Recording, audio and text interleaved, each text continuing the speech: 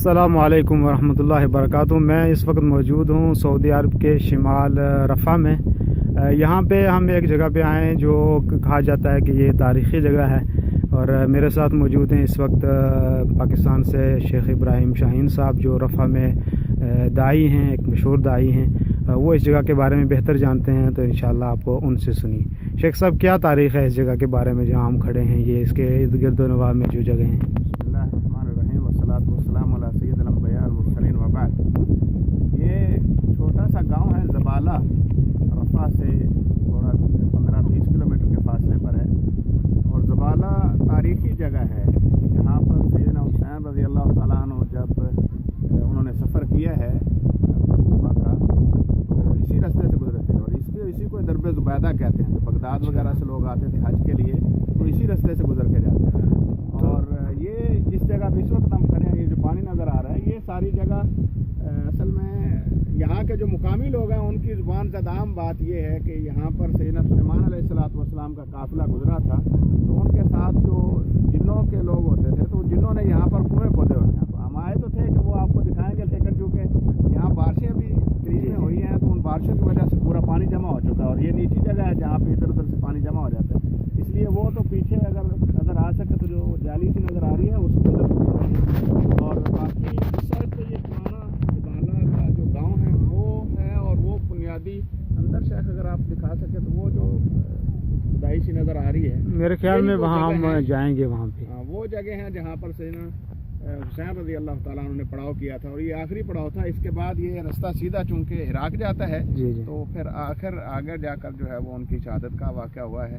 یعنی یہ ان کا جو مدینے سے آ رہے تھے، یہ ان کا آخری سفر تھا، یہ آخری مقام تھا، یہ آخری مقام تھا یہاں کے لوگوں کے مطابق۔ جی۔ تو یہ جو کنویں کی بناوٹ ہے، یہاں پہ جو کنویں ہیں ان کی جو بناوٹ ہے، ابھی تو ہم نہیں دیکھ رہے، میں اب تو ویسے پہلی دفعہ آیا ہوں، تو کیا لگتا ہے ایسا کہ سلیمان علیہ السلام نے، یا تاریخی اعتبار سے یعنی کوئی ثبوت؟ ان کی یہاں پہ جو مقامی لوگ ہیں ان کے ہاں روایات بھی ایسے ہی ہیں، لوگ بتاتے ہیں کہ، اور اس کی جو جسامت ہے اگر دیکھی جائے، بناوٹ جو ہے وہ بھی لگتا ہے کہ انسان کی بنی ہوئی نہیں، کیونکہ نیچے جو ہے وہ پتھریلی جگہ ہے، اور وہ بالکل ان کی جسامت اتنی ہے کہ اس کے اندر انسان نہیں جا سکتا۔ جب انسان خود نہیں داخل ہو سکتا تو پھر اس میں سے وہ مواد کیسے نکالے گا اور کیسے جو ہے پانی نکالے گا؟ تو بظاہر لگتا ہے ایسے ہی ہے کہ وہ قدیم ہے، بہت گہرے بھی بہت ہیں۔ کچھ کنویں جب ہم پہلے آئے تھے آج سے 8 سال پہلے، تو اس وقت جو ہے وہ ان کے اندر پانی بھی تھا۔ کوئی تعداد ہے کتنے کنویں؟ تعداد تو کم از کم یہاں پر ہوں گے کوئی 50 کے قریب، اس جگہ صرف یہاں اسی جگہ، اور کوئی اس کے جگہ جو قریب میں؟ اس کے علاوہ لینا میں بھی ہیں، اور پیچھے جا کر جو ہے ادھر وہاں بھی ہیں۔ تو کوئی ایسی کوئی روایت ہے کہ سلیمان علیہ السلام نے یہ ان کے کھودنے کا، یہ کنویں کھدوانے کا مقصد کیا تھا یہاں پہ؟ یعنی اللہ عالم، یہاں کے جو مقامی لوگ بتاتے ہیں بزرگ، وہ یہی بتاتے ہیں کہ وہ یہاں سے گزر رہے تھے، اور یہاں پر ان کا پڑاؤ تھا، رکے تھے، اور ان کے ساتھ قافلہ تھا، لشکر کافی، تو ان کو یہ مشکل محسوس ہوئی کہ ابھی آگے سفر ہے اور پانی جو ان کے پاس ہے وہ کم ہے۔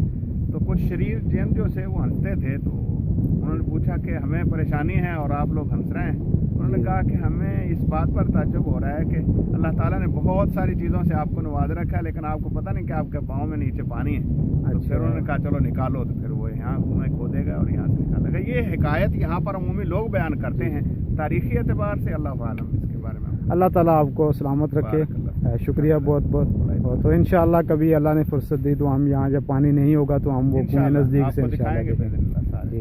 کوئی آخری پیغام آپ اس جگہ کے بارے میں؟ ہر جگہ سے انسان کے لیے عبرت کے کئی ایک چیزیں ہوتی ہیں۔ بہت ساری دنیا کے اندر لوگ آئے چلے گئے، آج ہم ہیں، ہم بھی کل کو نہیں ہوں گے۔ انسان کو اپنے اللہ کو راضی کرنا چاہیے ہر حال میں، جہاں بھی انسان ہو اور جیسے بھی حالات سے گزر رہا ہو، اپنے اللہ کے اوپر اعتماد، یقین اور اس کا خوف کرتے ہوئے زندگی گزارنی چاہیے، تاکہ اللہ راضی ہو جائے۔ اگر اللہ راضی ہوگا تو انشاءاللہ دنیا بھی بہتر ہوگی اور آخرت بھی۔ آمین، جزاک اللہ خیر شیخ، اللہ آپ کو سلامت رکھے۔